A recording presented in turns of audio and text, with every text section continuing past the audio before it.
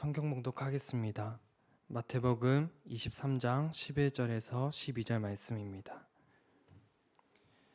너희 중에 큰 자는 너희를 섬기는 자가 되어야 하리라. 누구든지 자기를 높이는 자는 낮아지고 누구든지 자기를 낮추는 자는 높아지리라. 아멘. 사랑의 하나님 아버지, 오늘 거룩한 주일에 하나님 앞으로 우리의 발걸음을 인도하여 주시니 감사드립니다. 하나님 앞에 나온 지금 이 소중한 시간에 우리가 하나님 앞에만 집중할 수 있도록 인도하여 주시고 오로지 전능하신 하나님의 이름을 기쁨으로 부르게 하시고 영과 진리로 온전하고 거룩한 예배를 드리기 원합니다. 이 예배의 자리를 지켜주셔서 온전히 주님만 찬양하고 나아가는 기쁜 예배의 시간 되도록 인도하여 주시옵소서.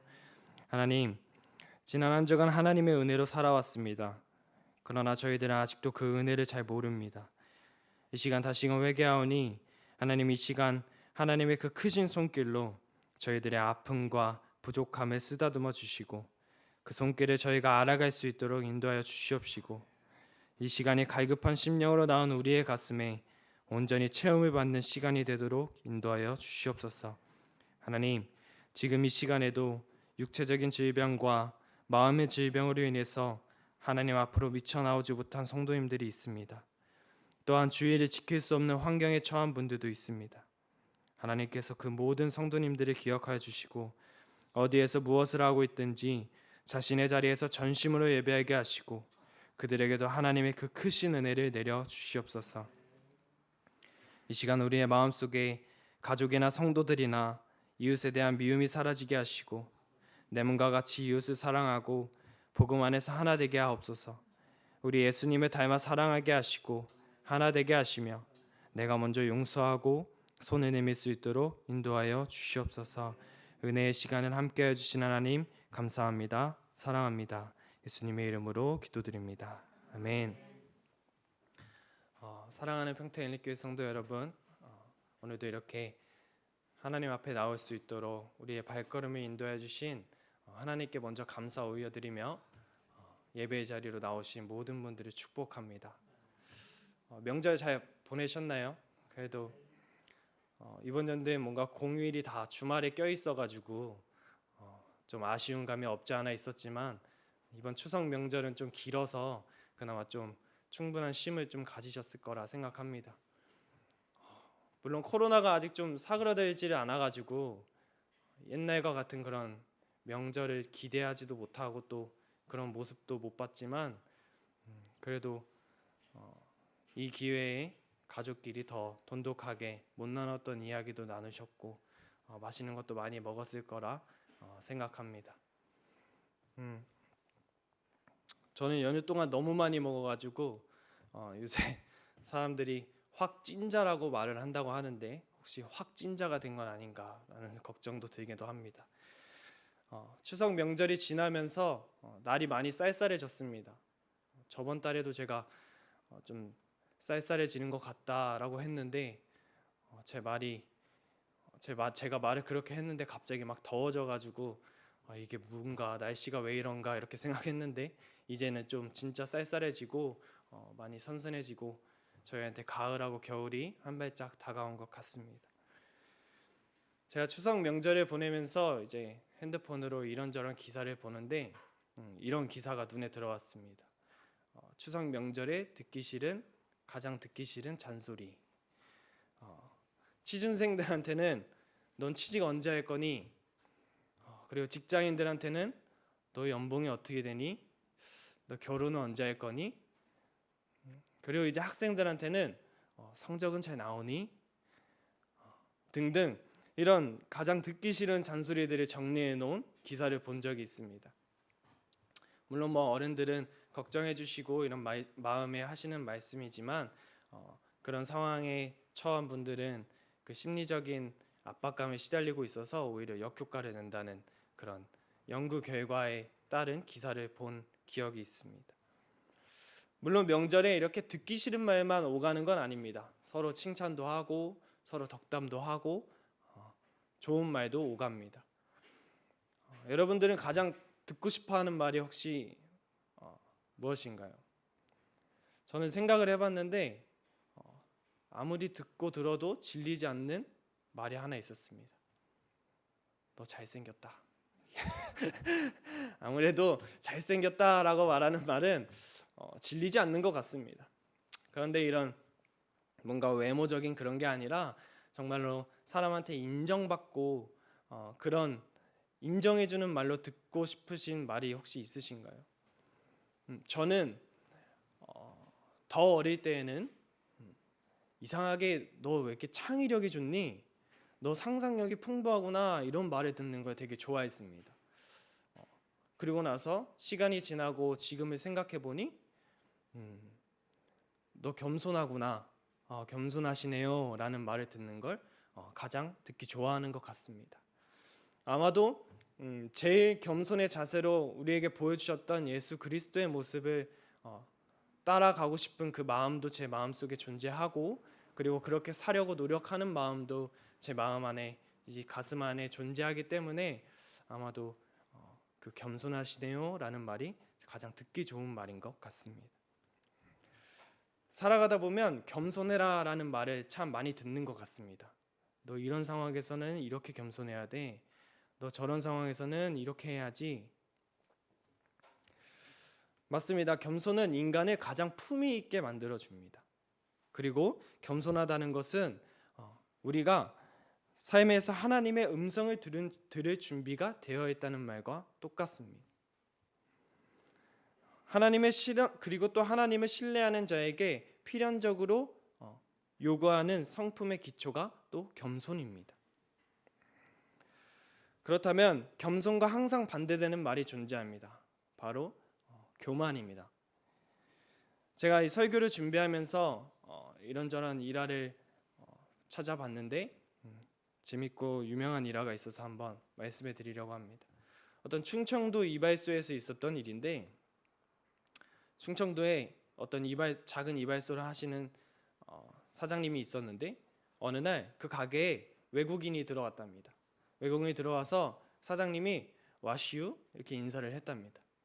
근데 외국인은 그거를 영어로 와시유 너 뭐 보니? 라고 생각을 했다는 겁니다. 그래서 영어로 거울인 미러라고 대답을 했다는데, 충청도 이발사 그 분은 그거를 미러라고 하는 줄 알고 머리를 빡빡 민 사건이 있었다고 합니다. 제가 이 얘기를 하는 이유는 혹시 여러분들도 이렇게 못 알아듣거나 잘 알지 못하는데 아는 척해서 낭패를 보신 적은 없으십니까? 저는 엄청 많습니다. 저는 모른 척하면 왠지 이상해질 것 같고 바보 같아 보여가지고 괜히 아는 척하다가 괜히 낭패를 본 적이 수도 없이 많습니다. 이렇게 말씀드리는 거는 이렇게 무지를 인정하지 않는 것도 교만의 한 종류라고 합니다. 우리는 아마도 아는 척하고 남들보다 잘나려고 하고 남들보다 또 높아지려고 하는 그 교만의 마음을 아마 다 아실 겁니다. 아시고 그 마음을 없애려고 하고 아무리 없애려고 노력을 해도 계속해서 저희 마음속에 자리 잡는 걸 아마 다 알고 계실 겁니다. 이번 올림픽 여자 배구 경기에서 브라질 여자 배구 국가대표팀에 저희 경기를 앞두고 도핑 테스트를 해서 양성 반응이 나와서 조국으로 다시 브라질로 돌아갔던 사건이 있었습니다. 운동 선수들은 그 약물 검사를 항상 중요한 경기를 앞두고는 무조건 하고는 하는데 그 약물이 되게 엄청난 효과를 낸다고 합니다. 정말로 신체 능력을 몇 배로 더 띄워주기도 하고, 그래서 운동 선수들이 그 약물을 안 한다 하지만 쉽게 끊지 못한다는 말을 제가 들은 적이 있습니다. 그리고 정말로 정말 스포츠 영웅, 정말 국민 영웅이 됐던 사람들도 나중에 가서 확인해 보니 약물을 썼던 경험이 있고 약물 양성 반응이 나와서 정말 다시 나락으로, 정말 국민 영웅에서 국민 쓰레기가 되는 경우도 참 많습니다. 제가 이 말씀을 드리는 이유는 저희 그리스도인들도 살아가는 동안에 우리의 신앙생활을 항상 테스트를 해야 합니다. 우리가 사람들이 보기에 정말 보기 좋은 열매, 사람들이 보기에 정말 아름다운 열매, 갖고 싶은 열매를 맺었다고 하더라도 그 열매를 맺었을 때 우리가 그 열매를 맺기 위해서 했던 행동이 과연 잘못된 행동은 없었는지, 그 열매를 맺으려고 했던 행동 안에 우리가 부족했던 모습은 없었는지, 이 도핑 테스트를 하듯 우리의 영적 생활도 계속해서 시험을 해봐야 된다는 겁니다. 오늘 말씀드리고자 하는 이 겸손과 반대되는 교만에 대해서 제가 먼저 말씀드리려고 합니다. 그리스도인으로서 저 사람이 교만한지 아닌지 정확하게 구별해낼 수 있는 세 가지 방법이 있다고 합니다. 그중 가장 첫 번째 방법은 바로 그 사람의 평소의 기도 생활을 보면 안다고 합니다. 겸손한 사람은 기도를 합니다. 그러나 교만한 사람은 기도를 하지 않습니다. 기도를 하지 않는 이유를 물어보면 정말 수많은 이유가 나옵니다.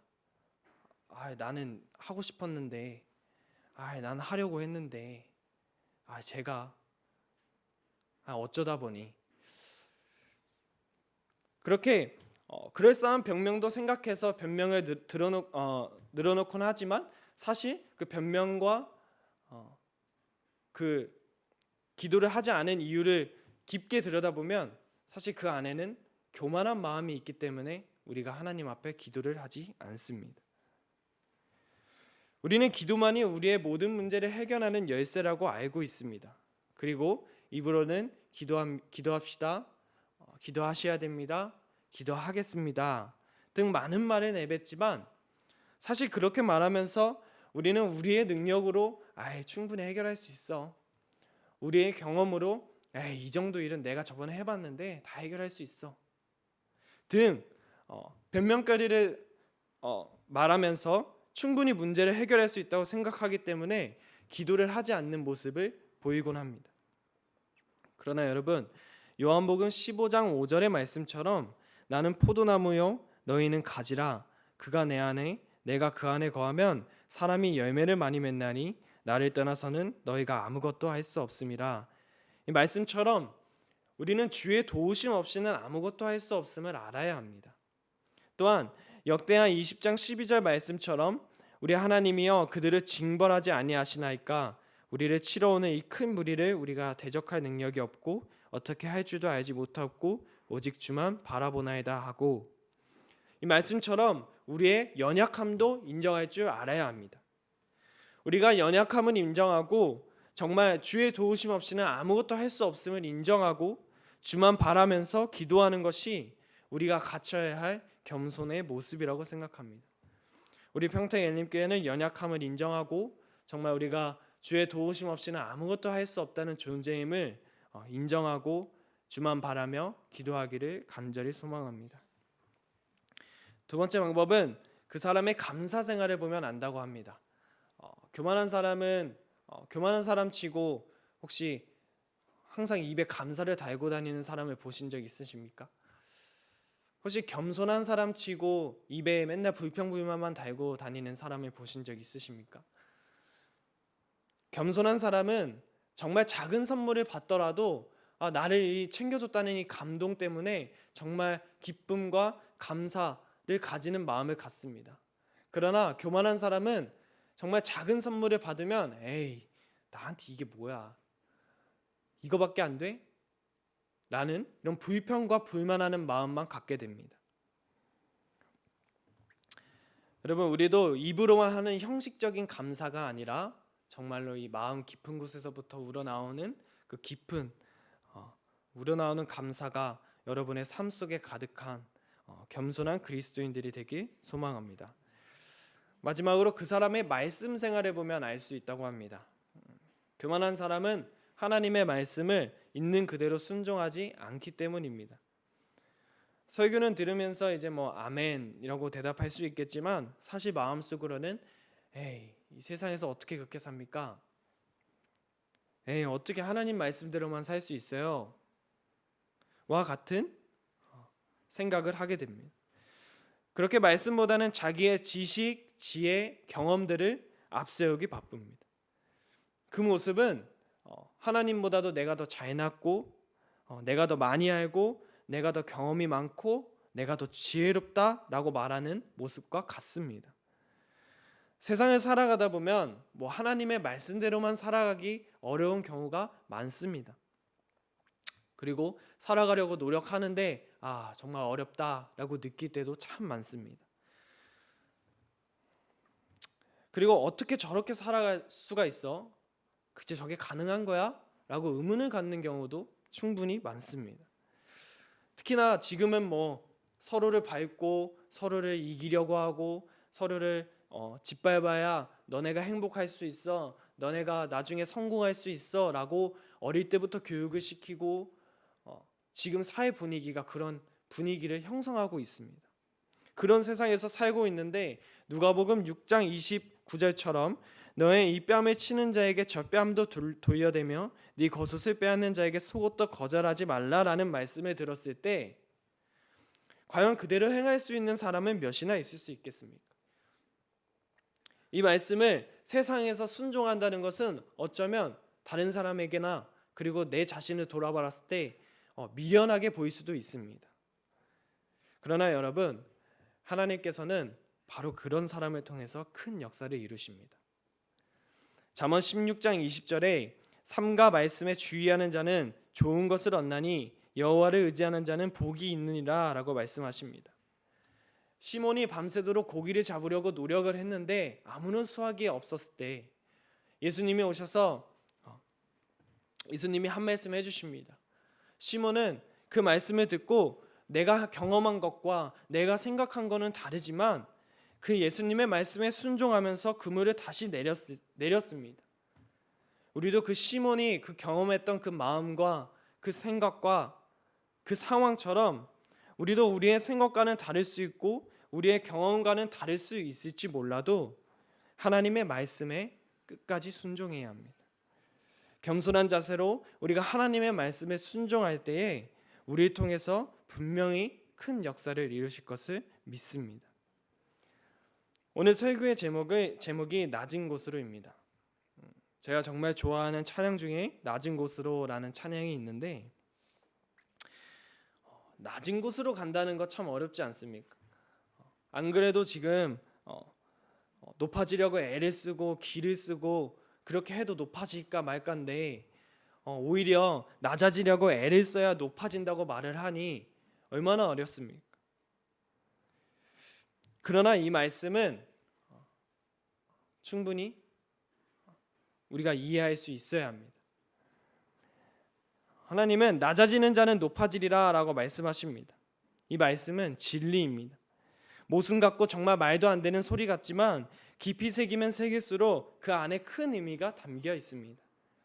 그것은 본인은 낮아져도 하나님께서 우리를 높여주시기 때문에 그렇습니다. 하나님께서는 스스로 높아진 자를 끌어내리시고 하나님께서는 스스로 낮춰진 자를 끌어올려 높이십니다. 저희는 이처럼 겸손한 자가 되어야 합니다. 겸손하고 자기 자신을 정말 낮추는 자가 되어야 합니다. 하나님은 겸손하게 마음을 비우고 갈급하여 사모하는 자에게 은혜로 채워주십니다. 자기를 비우고 교만을 내려놓고 우리가 가난한 심령이 되어야 그곳에 하나님의 은혜가 채워집니다. 물컵에 물과 공기가 한 번에 같이 들어갈 수 없는 것처럼 저희 마음 안에 교만이 가득하다면 그 안에는 하나님의 은혜가 들어갈 공간이 없습니다. 그러게 우리가 이 교만이 가득한 마음에서 하나님의 은혜가 가득 채워지기 위해서는 우리의 이 마음속에 있는 교만이 빨리 빠져나가야 합니다. 그래야 그 빈 공간 안에 우리 하나님의 크신 은혜가 가득하게 채워질 겁니다. 앞서 말한 것처럼 내가 다 알아, 내가 다 해결할 수 있어, 내가 다 할 수 있어와 같은 교만한 마음을 가진 사람에게는 하나님의 능력과 은혜가 들어갈 공간이 없습니다. 우리는 연약하고 언제 무너질지 모르는 인간임을 인정하고 나는 무능하고 연약한 죄인입니다 라고 고백하면서 겸손히 사모하는 자에게 하나님의 은혜가 임합니다. 열왕기에 나오는 나아만 장군처럼 교만하고 인정하기 싫지만 결국은 하나님의 사람의 말씀대로 요단강에 7번 몸을 잠그니 그 살이 여전하여 어린아이의 살 같아서 깨끗하게 된 것처럼 우리도 이 교만의 마음이 더욱더 비워지고 교만을 다 내려놓고 그 빈 공간 안에 하나님의 은혜로 더욱 채워지게 되기를 주의 이름으로 축복합니다. 성경을 살펴보았을 때도 등장하는 수많은 인물들의 한 가지 분명히 드러나는 공통점이 있습니다. 바로 그 인물이 어떠한 능력과 어떠한 자질을 가졌는지에 상관없이 그들이 하나님 앞에 철저히 겸손할 때에 가장 위대한 일을 수행하였다는 것입니다. 아무리 좋은 능력을 갖고 하나님 앞에 겸손치 못하고 교만하게 되었을 때에는 자신이 감당하고 있는 일에서 실패할 뿐만 아니라 부끄러움에 당하게 된 것을 볼 수 있습니다. 솔로몬은 왕위에 올랐을 때 나의 하나님 여호와여 주께서 종의 아비 다윗을 대신하여 왕이 되게 하셨사오나 종은 작은 아이라 출입할 줄 알지 못하고 라고 말하며 겸손히 지혜를 구했을 때 하나님께서는 솔로몬에게 큰 축복을 내려주셨고 큰 은혜를 주셨습니다.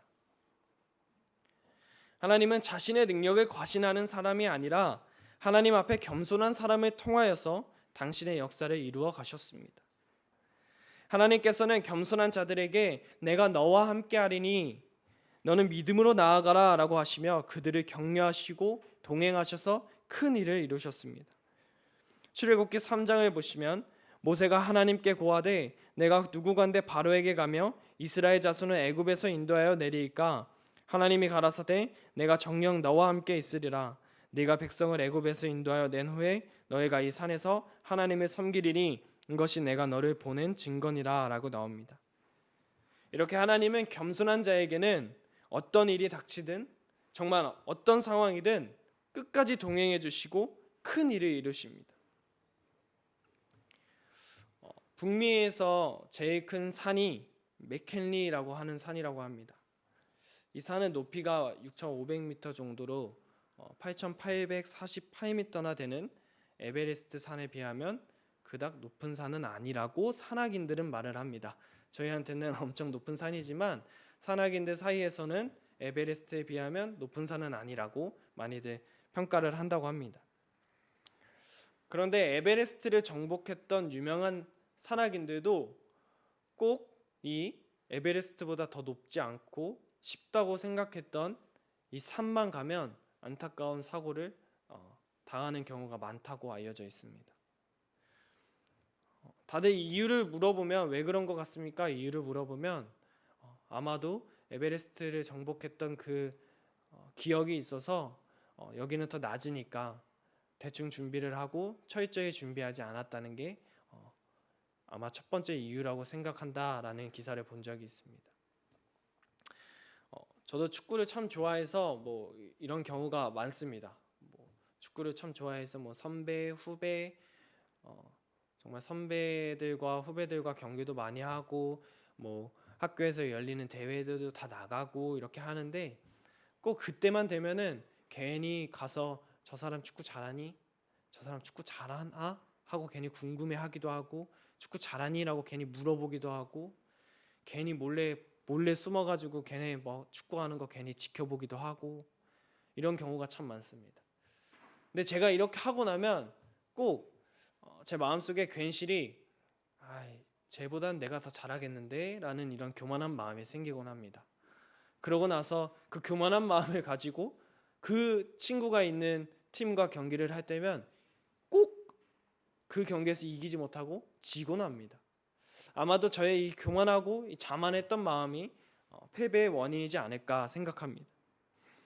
이와 같이 정말 사소한 일이지만 우리도 살다 보면 내가 충분히 할 수 있다라고 생각했던 일에서 낭패를 겪는 경우가 참 많습니다.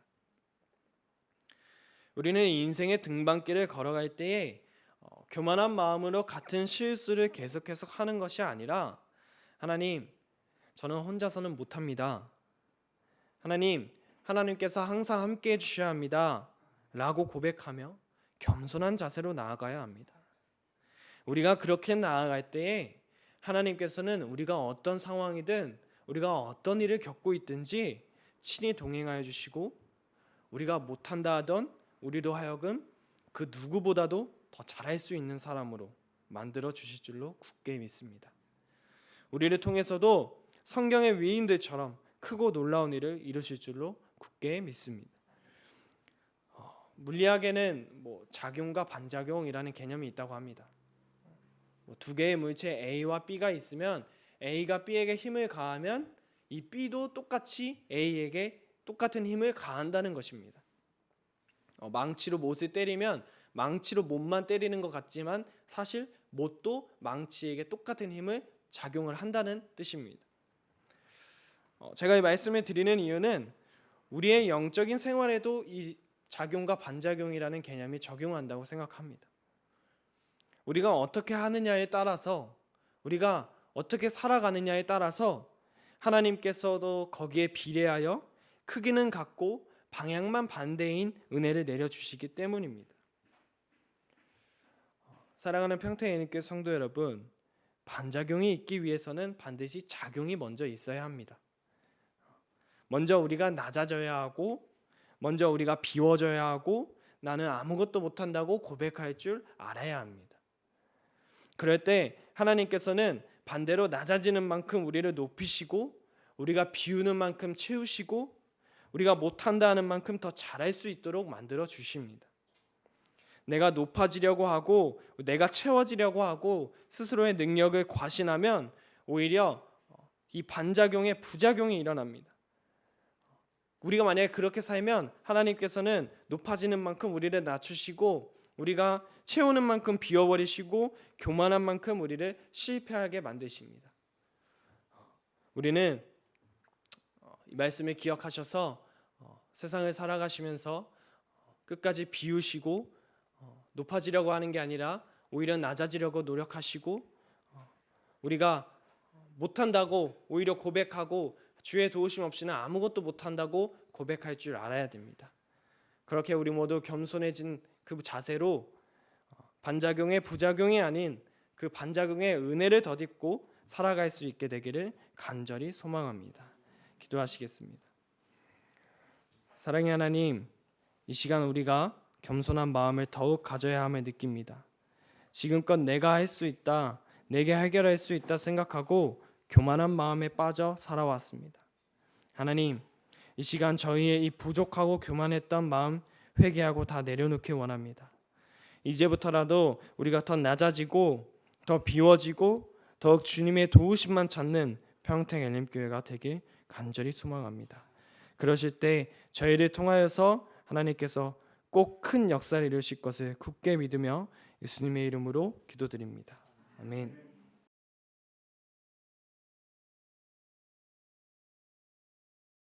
진리를 알지니 진리가 너희를 자유롭게 하리라. 하나님, 그렇습니다. 예수님만이 길이요 진리요 생명입니다. 그 예수님과 동행하는 한 주간 하나님께서 함께해 주시고, 그 함께해 주시는 동안 저희들이 삶이 평안해지고 강건해지고 담대해질 수 있도록 역사해 주시옵소서.